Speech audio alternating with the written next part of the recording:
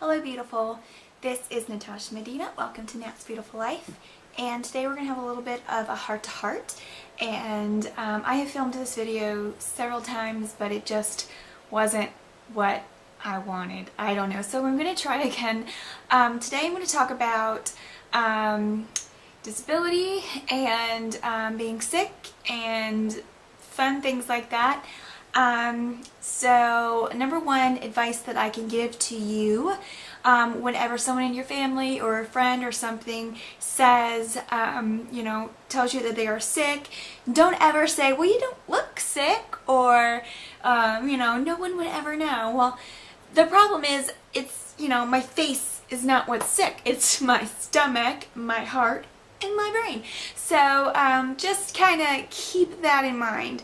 That can be a hard thing for a sick person who doesn't technically look sick. There's a lot of people who have chronic illness that doesn't show up on the outside, or maybe someone like me who you only see in little tidbits and you don't see me when I am having an episode or sick, but I'm sick always, and so just kind of keep that in mind.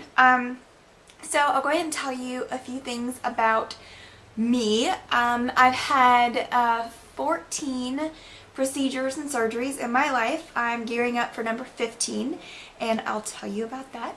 So my main condition is called Neurocardiogenicsycope, and I will put that here somewhere.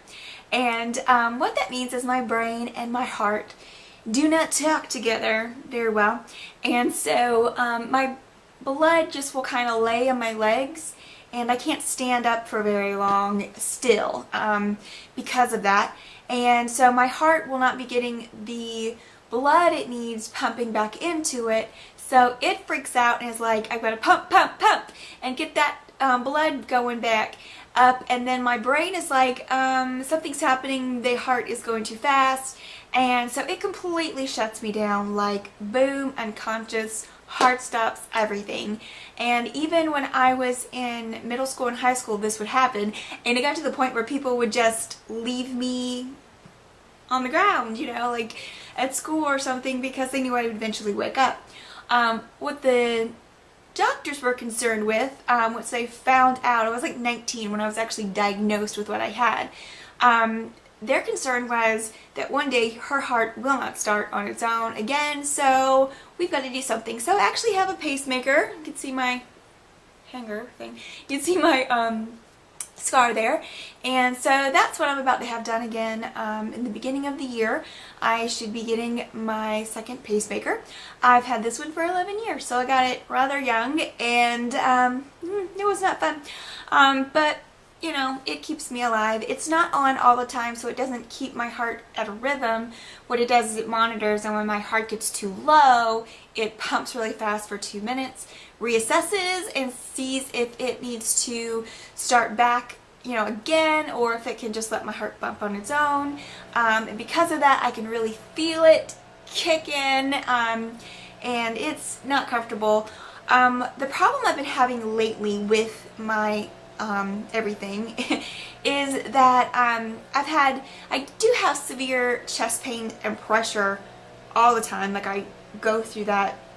It's really not that huge of a deal to me, even when I have it, and when I say that, I mean, it's not like I'm all worried. I know what it is, but it can be debilitating where I can't do anything. But lately it's almost like stabbing.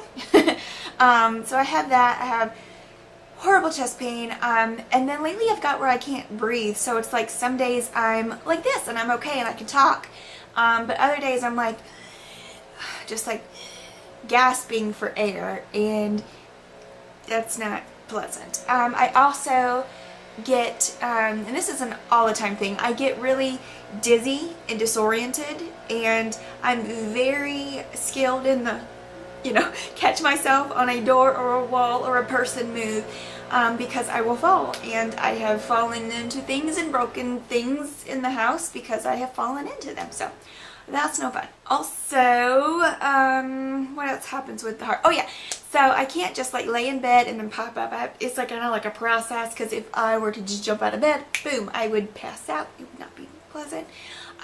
You've probably seen in some of my videos like a little handle or something sticking out on the side of my bed. It's actually an exercise bike. So sometimes just to get my blood flowing in the morning, get my muscles going, I have to jump on that for a few minutes just to get everything going. And, you know, when I can't walk outside, then, you know, I can use that to do some exercise. I was walking about 2, 3, something like that, miles a day, or most days of the week, I should say, because I think it's important for me to stay healthy as I can. And, some days I could only do that. Like I'd get up, I'd go for my walk, and then that was it. I couldn't do anything else the rest of the day, but I just felt like that was important for me to do.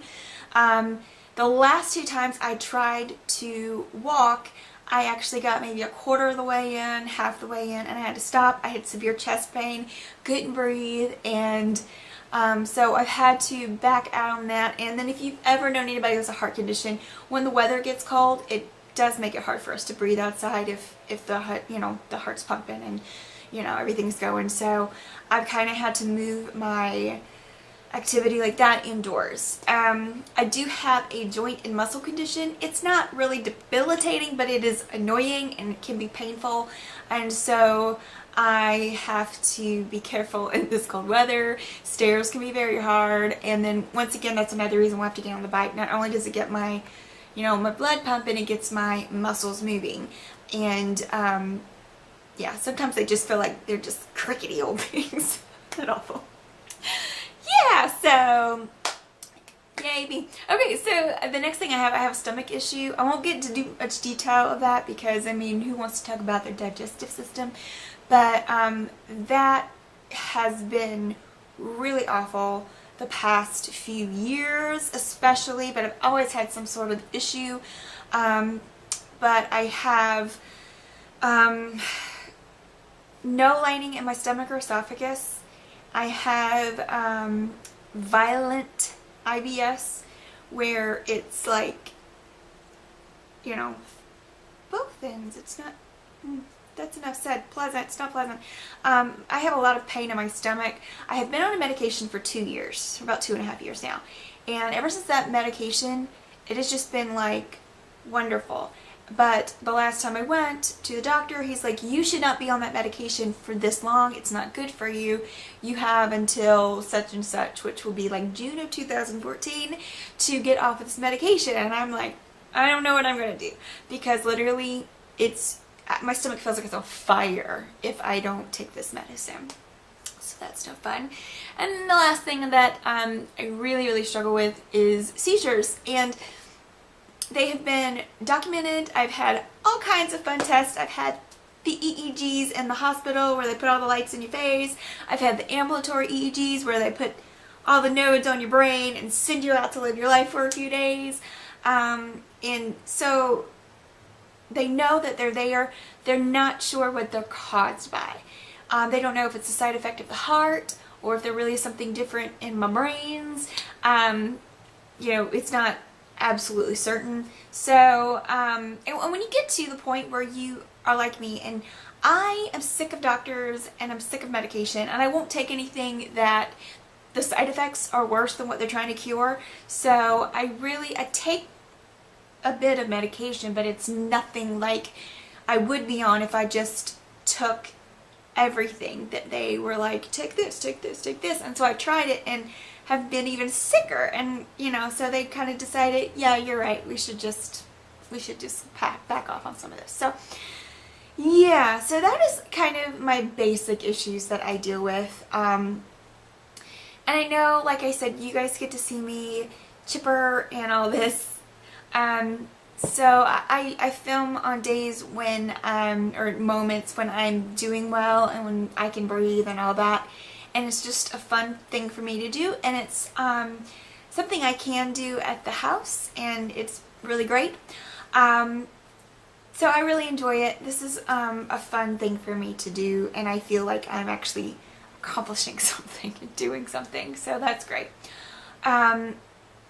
So I just want to let you know, and this is the whole purpose behind this video. It is not for you to feel sorry for me. Please do not feel sorry for me. I don't feel sorry for me. This is just what I got.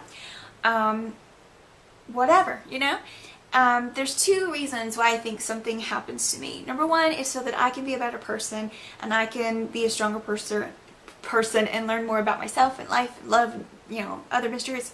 And the other thing is I think it is because I can help someone else someday when they get, you know, down or they have the same issue. So if you've never been sick, you don't really know what it's like. And if you've never been poor, you don't know what that's like. If you've never had anything happen anywhere, then you don't know what that's like. You don't know. You can feel bad for someone, but you can't really empathize with them. So I believe that that's what's happened. The book of Joshua in the Bible says that God will never leave me and He will never forsake me. He never has. He says to be strong and of great courage. You know, be strong and be very courageous. Because He goes with me wherever I go, and I just have held on to that, and I believe that with all my heart.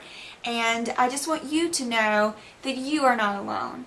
You can get through this. I have, you know, struggled and suffered with many different things, you know, not just these three things, but these are the things that are bugging me now. And you know, you can move past it. You can move on, and you can move through it. I guess that's a better way to say it.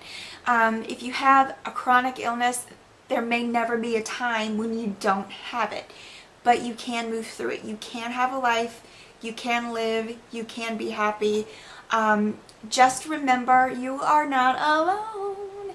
And, you know, I just, you know, my heart is that you can have a positive outlook and a positive, you know, mindset. And that is really a big thing. When you have a positive mindset, you can get through almost anything.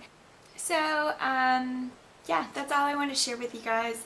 I hope you guys have a wonderful week and a great day, gorgeous.